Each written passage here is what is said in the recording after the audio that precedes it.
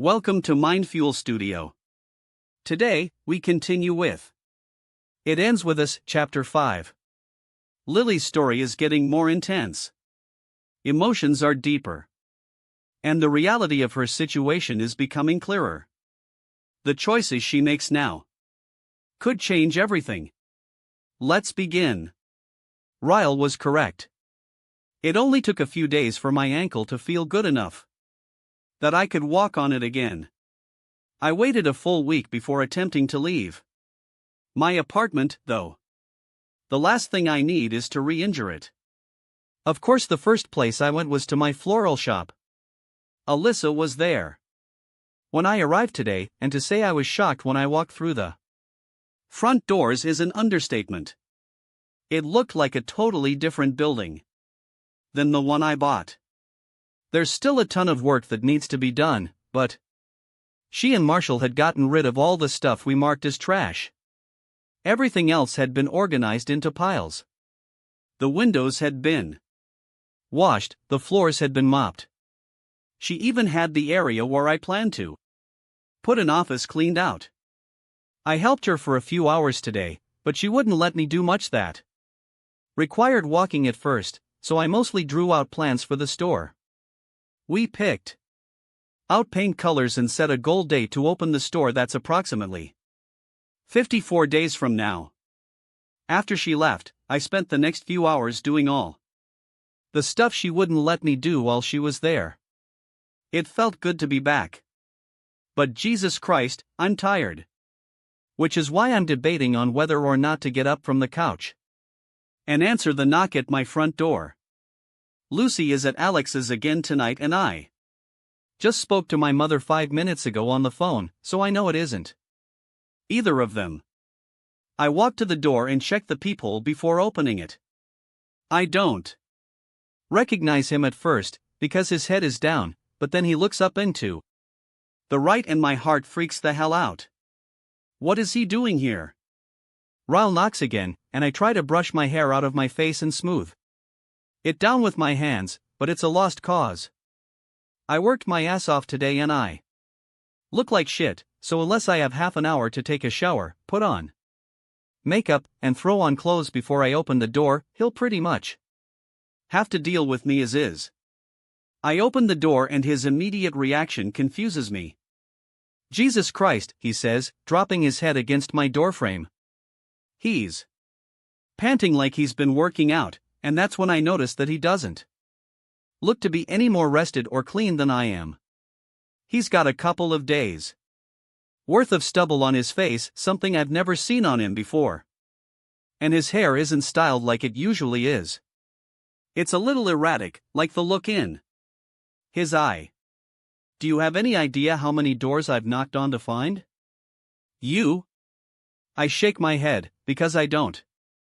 But now that he mentions it, how in the hell does he know where I live?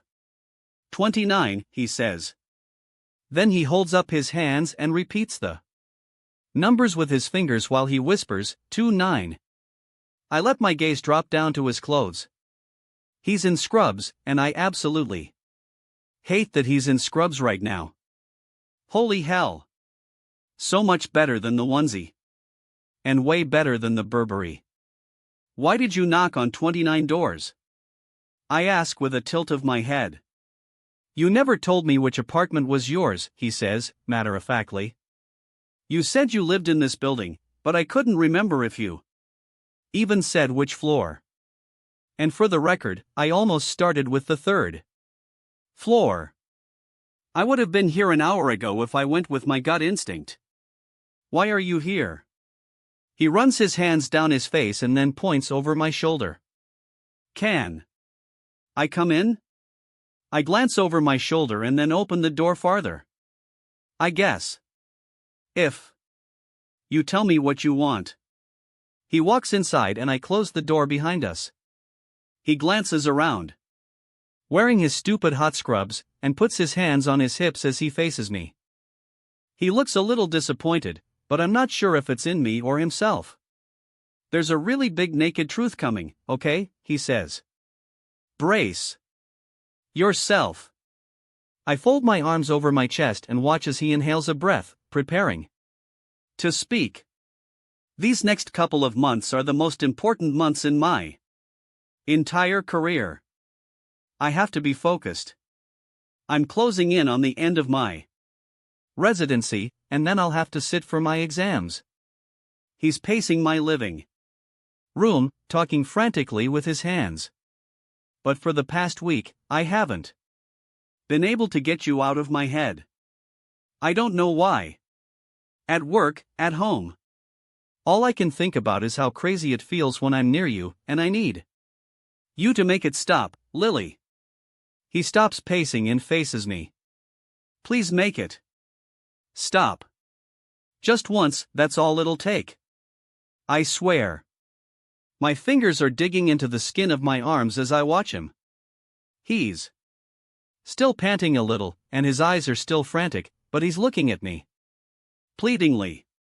When is the last time you've had sleep? I ask him.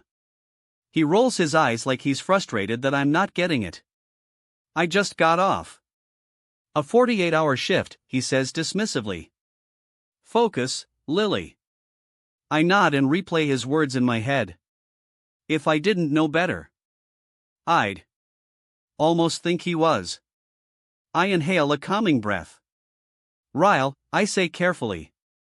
Did you seriously just knock on 29 doors so you could tell me that the thought of me is making your life hell and I should have sex with you so that you'll never have to think of me again? Are you kidding me right now?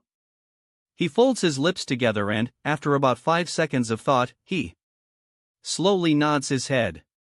Well, yeah, but it sounds way worse when you say it. I release an exasperated laugh. That's because it's ridiculous, Ryle.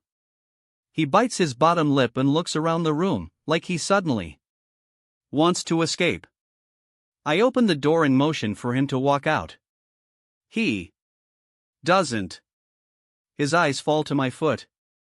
Your ankle looks good, he says. How does it feel? I roll my eyes. Better. I was able to help Alyssa at the store for the first time today. He nods and then makes like he's walking toward the door to leave. But as soon as he reaches me, he spins toward me and slaps his palms against the door on either side of my head. I gasp at both his proximity and his persistence. Please, he says. I shake my head, even though my body is starting to trade sides and beg my mind to cave to him. I'm really good at it, Lily, he says with a grin. You'll barely even have to do any work. I try not to laugh, but his determination is as endearing as it is annoying. Good night, Ryle.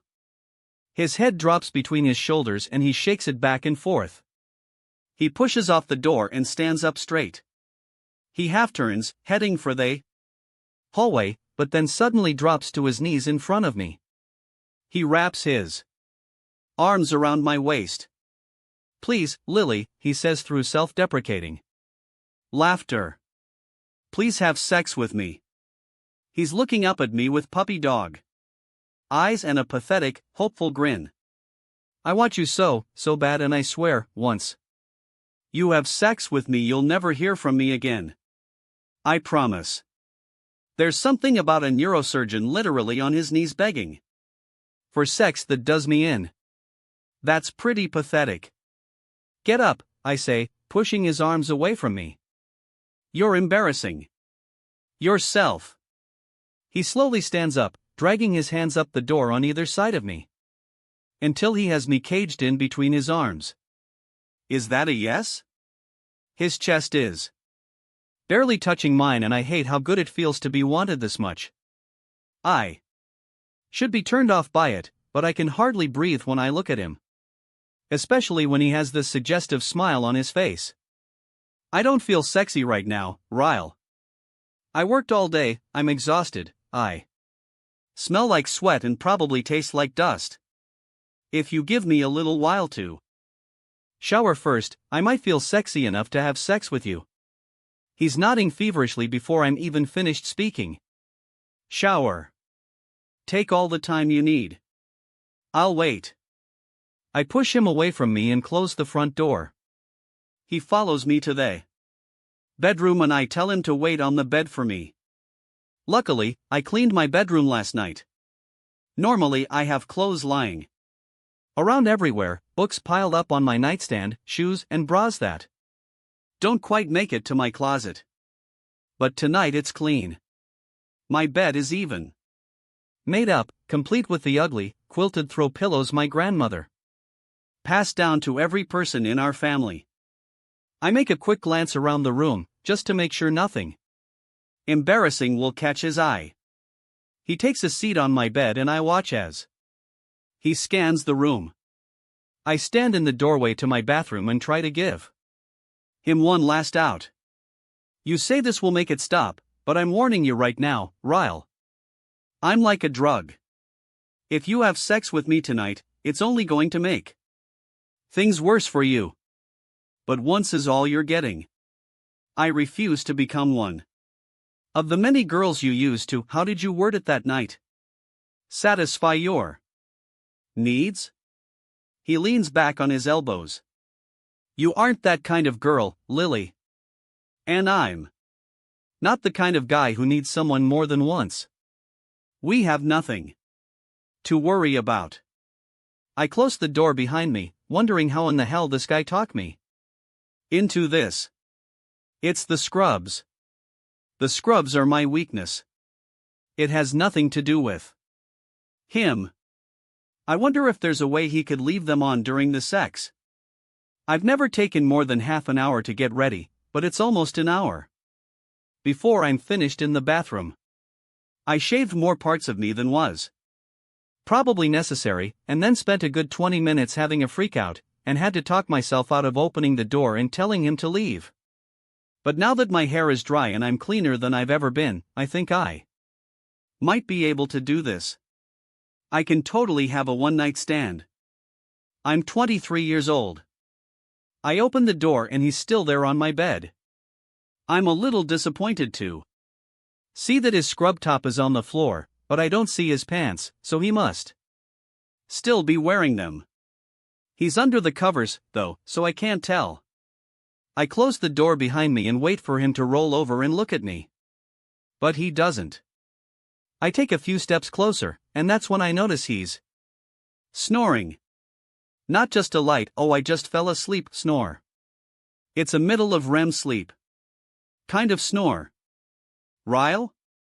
I whisper. He doesn't even budge when I shake him. You've got to be kidding me. I drop down onto the bed, not even caring if I wake him. I just spent an entire hour getting ready for him after busting my ass today, and this is how he treats this night? I can't be mad at him, though, especially seeing how peaceful he looks. I can't imagine working a 48-hour shift. Plus, my bed is really comfortable.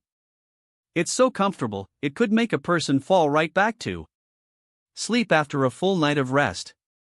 I should have warned him about that. I checked the time on my phone and it's almost 10:30 p.m. I put the phone on silent and then lie down next to him. His phone is on the pillow next to his head, so I grab it and swipe up the camera option. I hold his phone above us and make sure my cleavage looks good and pushed together. I snap a picture so he'll at least see what he missed out on.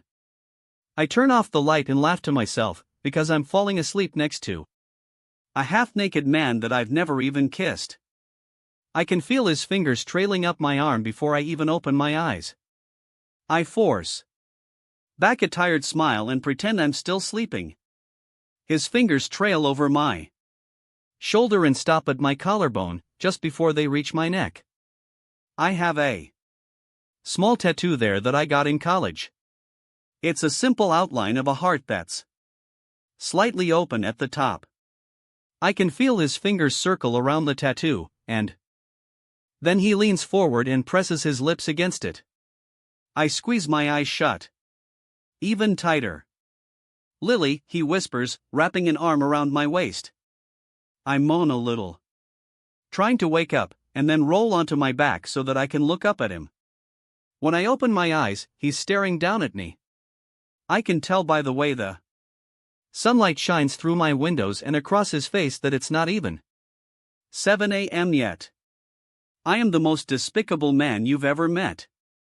Am I right? I laugh, and nod a little. Pretty damn close. He smiles and then brushes my hair off my face. He leans forward and presses his lips to my forehead, and I hate that he just did that. Now I'll be the one plagued with sleepless nights, because I want to put this memory on repeat. I have to go, he says. I'm really late. But 1, I'm sorry. 2, I'll never do this again. This is the last you'll hear from me, I promise. And 3, I'm really sorry. You have no idea. I force a smile, but I want to frown because I absolutely hated his number 2. I actually don't mind if he tries this again, but then I remind myself that we want 2 different things from life. And it's good that he fell asleep and we never even kissed, because if I would have had sex with him while he was wearing scrubs, I would have been the one showing up at his door on my knees, begging for more. This is good. Rip the band-aid off and let him leave. Have a nice life, Ryle. I wish you all the success in the world. He doesn't respond to my goodbye. He silently stares down at me with somewhat of a frown, and then says, "Yeah. You too, Lily." Then he rolls away from me and stands up. I can't even look at him right now, so I roll onto my side so that my back is to him. I listen as he puts his shoes on and then reaches for his phone. There's a long pause before he moves again, and I know it's because he was staring at me. I squeeze my eyes shut until I hear the slam of the front door. My face immediately grows warm, and I refuse to allow myself to mope. I force myself off the bed. I have work to do. I can't be upset that I'm not enough to make a guy want to remap all of his life goals. Besides, I have my own life goals to worry about now. And I'm really excited about them. So much so, that I really don't have time for a guy in my life, anyway. No time. Nope. Busy girl, here. I am a brave and bold businesswoman with 0 fucks to give for men in scrubs. That was. It ends with us, chapter 5. The story is getting more powerful. And the next chapter will reveal even more. If you enjoyed this, don't forget to like and subscribe. Chapter 6 will be coming very soon. Mindfuel Studio, stories that hit different.